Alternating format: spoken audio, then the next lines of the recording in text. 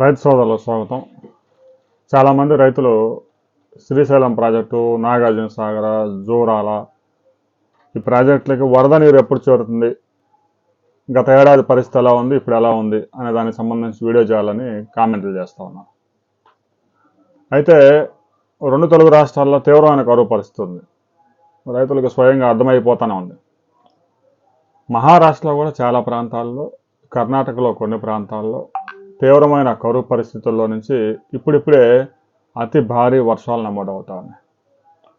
ముఖ్యంగా మహారాష్ట్రలో ఆ పశ్చిమ కనుమలు సహ్యాద్రి పర్వతాలు ఏవైతే ఉంటాయో, వెస్టర్న్ ఘాట్స్, దానికి పశ్చిమ వైపు పడిన వర్షం అంతా అటు అరేబియా సముద్రానికి, తూర్పు వైపు కురిసిన వర్షం అంతా ఇటు గోదావరి నదికి, కృష్ణా నదికి, దాని ద్వారా బంగాళాఖాతంలోకి వస్తూ ఉంటాయి. మహారాష్ట్రలో పూణేలో కొన్ని ప్రాంతాల్లో, పూణే జిల్లాలో, పూణే నగరంలో పడ్డ వర్షాలు మూలా ముఠా అనే రెండు నదుల ద్వారా అవి కృష్ణానదికి వరదను తీసుకొస్తూ ఉన్నాయి. 24 గంటల్లోనే 60 సెంటీమీటర్ల భారీ బీభత్సమైన వర్షం నమోదైంది. దీంతో 1,00,000 క్యూసెక్కుల వరద ఆల్మట్టి డ్యాంకి వచ్చి చేరుతా ఉంది. ఈ సీజన్లో మొదటిసారిగా ఆల్మట్టి డ్యాంకి గడిచిన 24 గంటల నుంచి ఫ్లడ్ మొదలైంది. గత ఏడాది పరిస్థితి మెరుగ్గా ఉంది. అయితే ఈ ఏడాది ఇప్పుడిప్పుడే పరిస్థితులు అనుకూలిస్తూ ఉన్నాయి. తుంగభద్ర డ్యాముకు కూడా వరద మొదలైంది. 4,000 క్యూసెక్కుల ఫ్లడ్ ప్రస్తుతానికి చేరుతా ఉంది. ఇది ఇంకా క్రమంగా పెరిగే అవకాశం ఉంది.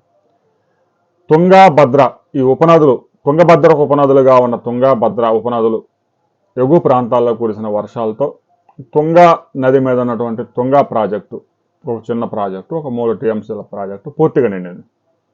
అక్కడి నుంచి 60,000 క్యూసెక్కుల ఫ్లడ్ తుంగభద్ర డ్యాంకి చేరడానికి కనీసం ఒక 2-3 రోజుల సమయం పట్టే అవకాశం ఉంది. దాదాపు 310 కిలోమీటర్ల దూరం ఉంది తుంగభద్ర ప్రాజెక్టు నుంచి తుంగ ప్రాజెక్టు. ఇక భద్రా ప్రాజెక్టు కొంచెం పెద్ద ప్రాజెక్టు, 70 టీఎంసీలు ఉంది. దానికి ఇంకా ఫ్లడ్ రాలేదు.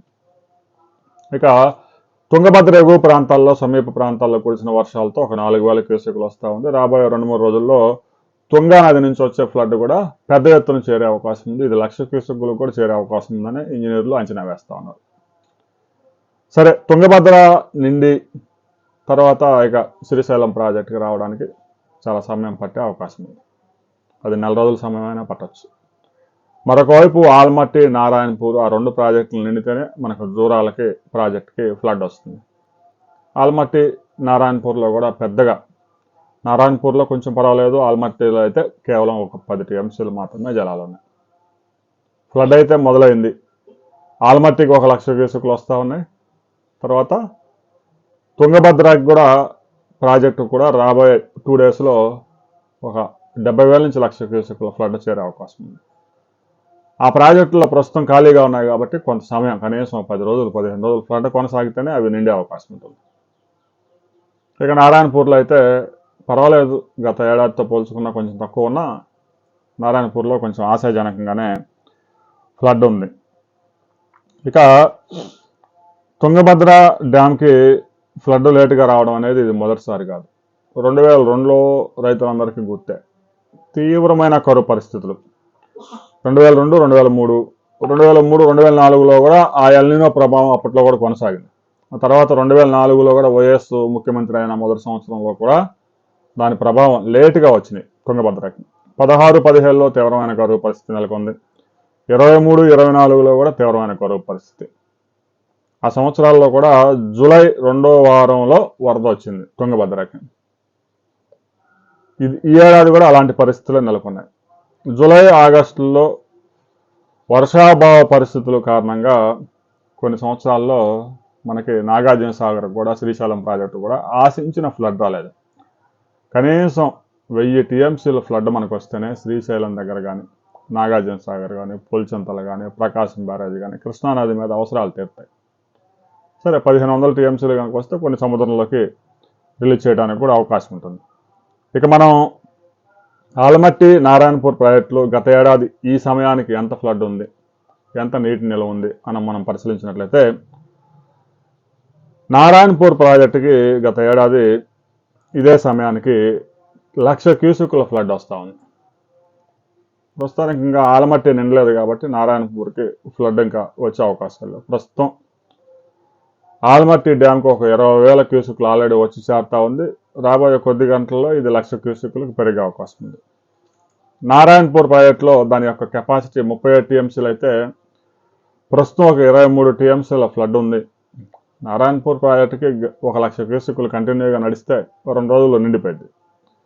ఇక ఆలమట్టి నారాయణపూర్ జలాశయాలు ఈ రెండు పూర్తిగా నిండితే మనకు జూరాలకి వరద. ఆ రెండు నిండాలంటే 120 టీఎంసీల వాటర్ అవసరం. 1,00,000 క్యూసెక్కులు 10 నుంచి 13 రోజులు కంటిన్యూ అయితే తప్ప ఆ 120 టీఎంసీలు వచ్చే అవకాశం లేదు. ఇక భీమా నది ఉజ్జయిని ప్రాంతంలో విపరీతమైన వర్షాలు నమోదవుతూ ఉన్నాయి. భీమా నదికి పెద్ద ఎత్తున వరద పోటెత్తుతూ ఉంది. మనం ఇంతకుముందు చెప్పుకున్నాం పూణే పరిసర ప్రాంతాల్లో ఫ్లడ్ బీభత్సంగా వస్తూ ఉందని. కృష్ణా ఉపనదుల్లో అతి పెద్ద నది అయినటువంటి పెద్ద నదుల్లో ఒకటైనటువంటి భీమాకి పెద్ద ఎత్తున ఫ్లడ్ వచ్చి చేరుతా ఉంది. 72,000 క్యూసెక్కులు గత ఏడాది వస్తే ఈ ఏడాది కూడా ఇదే సమయానికి అతి భారీ వర్షాలు నమోదై 1,00,000 క్యూసెక్కులు పైగా ఫ్లడ్ వచ్చి చేరుతా ఉంది.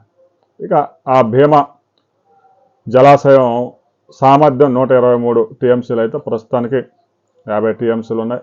కృష్ణానదిలో మరొక ముఖ్యమైనటువంటి ఉపనది తుంగభద్ర, చాలా పెద్దది.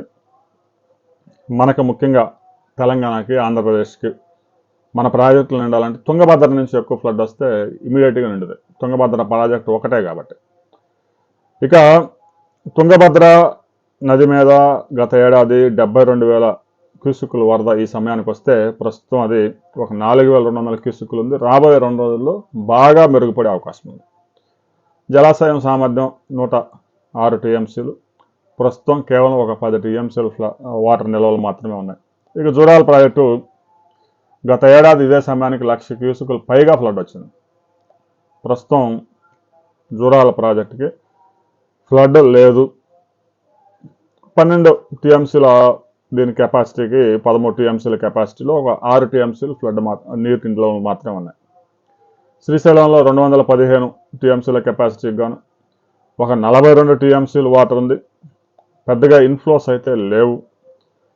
తాగునీటి అవసరాల కోసం నాగార్జున సాగర్కి ఒక 4,000 క్యూసెక్కులు రిలీజ్ చేస్తూ ఉన్నారు. నాగార్జున సాగర్లో కూడా పెద్దగా నిల్వలు లేవు కాబట్టి. ఇక గత ఏడాది శ్రీశైలం ప్రాజెక్టులో ఈ సమయానికే మంచి ఫ్లడ్ 1,20,000 క్యూసెక్కుల ఫ్లడ్ ఉండేది. ప్రస్తుతానికైతే కొంచెం లేటుగా అయినా ఎగువ ప్రాంతాల్లో కురుస్తున్న వర్షాలతో నీరు వచ్చే అవకాశం ఉంది. ఇక నాగార్జున సాగర్ విషయానికి వస్తే కేవలం 140 టీఎంసీలే, అది కూడా డెడ్ స్టోరేజ్ ఒక 10 టీఎంసీలు మాత్రమే కుషన్ ఉంది వాడుకోవడానికి. హైదరాబాద్ తాగునీటి అవసరాలు ప్లస్ తెలంగాణలో ఖమ్మం జిల్లాలో రిజర్వాయర్లు నింపి తాగునీటి అవసరాల కోసం ఉపయోగిస్తూ ఉన్నారు. 312 టీఎంసీలకు గాను 140 టీఎంసీలు ఉంది. 4,168 క్యూసెక్కులు తాగునీటి అవసరాల కోసం రిలీజ్ చేస్తూ ఉన్నారు. పులిచింతల ప్రాజెక్టులో కూడా ఒక 35 టీఎంసీల ఫ్లడ్ ఉంది. నీటి నిల్వలు ఉన్నాయి ఒక 45 టీఎంసీల కెపాసిటీకి గాను. ప్రస్తుతానికైతే ప్రకాశం బ్యారేజీకి ఎగువ ప్రాంతాల్లో కురుస్తున్న వర్షాలతో నీటిని విడుదల చేశారు. ఇక పట్టిసీమ ప్రాజెక్టు కూడా రాబోయే 2-3 రోజుల్లో పంపులు ఆన్ చేసి ప్రకాశం బ్యారేజీకి నీటిని తీసుకొచ్చేందుకు ప్రభుత్వం ఏర్పాట్లు చేస్తూ ఉంది. దీనికి సంబంధించి ఒక బిగ్ అప్డేట్ రాబోతా ఉంది. ఆ వివరాలతో మరో వీడియోలో మనం కలుసుకుందాం.